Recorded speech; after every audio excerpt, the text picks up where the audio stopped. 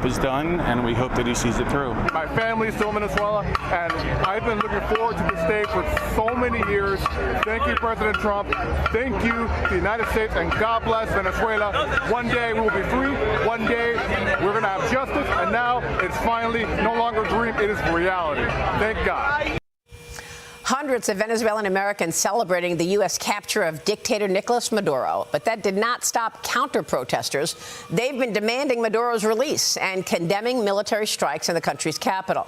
My next guest fled former dictator Hugo Chávez's rule back in the early 2000s, and she's been living in America ever since. Joining me now to share her story is Daniela Turabiarte. Daniela, great to have you. Thanks so much for joining us. What is your reaction to the U.S. capture of Maduro? Thank you so much for having me, Maria. Thank you for the opportunity, because I think it's important that people hear from Venezuelans like me, how we feel about all of this. So my reaction is hope. I think that's the main word here. And we are so grateful for this first step that the government has done to, take us out this oppression and this dictatorship that we've been through for so many years. And we are just glad that, that first step was taken. So tell me about that oppression. What was your life like under Hugo Chávez? So I am the daughter of my dad worked for PDVSA, which is the oil company in Venezuela. And when in 2001, he did a strike to stop being the government from what they were doing. And he was fired right after that and blacklisted from working anywhere else. And my mom worked for a TV station, a national TV station as well, where Chávez decided to close for good in 2007. And that's when we decided to move. My parents decided to move here to the U.S. to look for better opportunities. So when you say your father reacted to what Chávez was doing, tell us what he was doing. I'm trying to get a sense and give the audience a sense of what life was like under this leadership. Hugo Chávez, what we're seeing today in today's Venezuela. Can you walk us through daily life and why it was so oppressed? Yeah, so basically we were,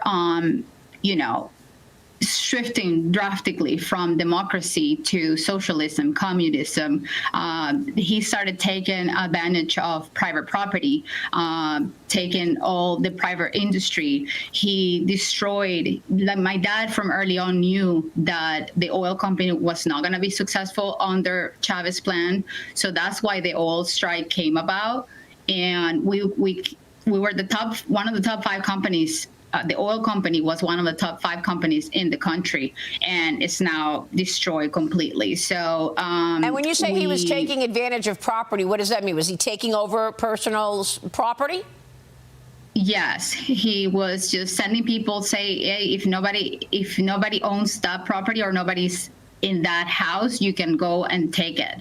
That's what he was instructed his followers to do. So my parents from early on, when he was elected back in 1998, they knew what, was coming for the country.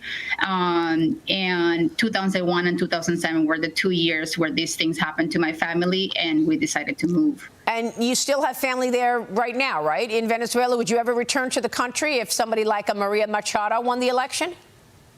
Yeah, so my grandmother's there, who I haven't seen in over 8 years now. I haven't been back to my country for 14 years now.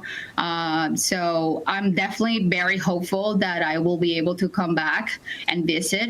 Yes, Maria Corina Machado is the leader of Venezuelans, and she is who everybody will vote for if elections are, called for tomorrow. Over 70% of the vote went to her. Okay. And even though the people in exile like me were not able to vote, she still won. So I know if this time they call elections and they allow the almost 9 million people that are outside Venezuela to vote, it'll be even better. We know that everybody will back her up, and it will be, the best option for us. Well, extraordinary change. Daniela will be watching. We so appreciate you sharing your story with us. Thank you.